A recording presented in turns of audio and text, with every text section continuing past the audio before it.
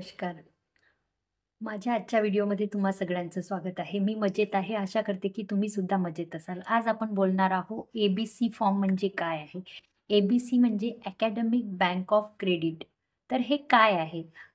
आता स्टुडंट्सला हे A B C form भरणे compulsory आहे. याचा अर्थ काय होतं? जेव्हा आपण कुठल्याही कॉलेज किंवा युनिव्हर्सिटीमध्ये शिकत आहोत, तर आपल्याला क्रेडिट्स मिळतात आणि जर इन केस आपण आपली कॉलेज किंवा युनिव्हर्सिटी आपल्याला बदलावी लागेल, तर त्यावेळेस आपले जे क्रेडिट्स आहेत ते ट्रान्सफर होतात त्या युनिव्हर्सिटीला, त्या कॉलेजमध्ये आणि ते जसेच्या तसे आपल्याला मिळतात आणि आपण समोर एज्युकेशन करू शकतो.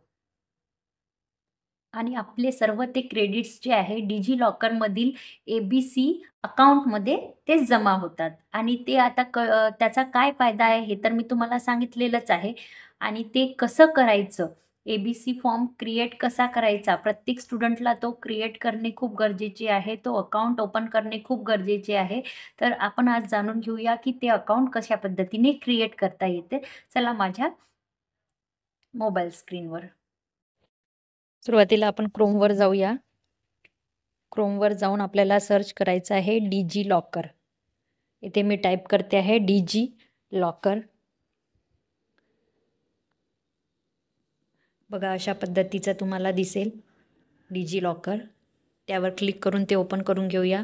अशा पद्धतीचा एक इंटरफेस ओपन होईल. वरती लॉग इन आणि रजिस्ट्रेशन आहे. रजिस्ट्रेशनवर क्लिक केल्यावर इथे तुम्ही तुमचा मोबाईल नंबर टाकून स्टार्ट करू शकता अकाउंट तयार करणं किंवा खाली आधार कार्ड थ्रू असं आहे. तिथे क्लिक केल्यानंतर तुम्हाला इथे आधार कार्डचा नंबर टाकायचा आहे. मिळणार आपल्या आधार कार्डशी लिंक असलेल्या मोबाईलला ते टाकायचं आहे.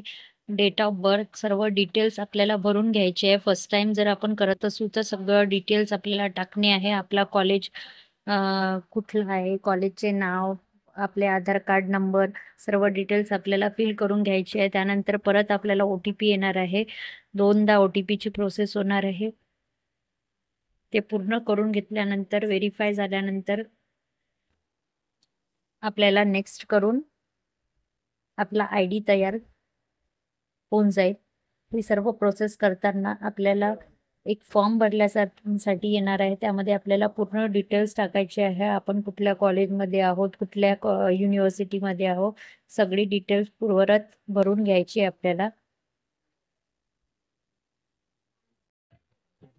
अशा प्रकारे आता तुमचं अकाउंट तयार झालेला तुम्हाला दिसतंय. तिथे वरती तुमचं नाव आलेलं आहे आणि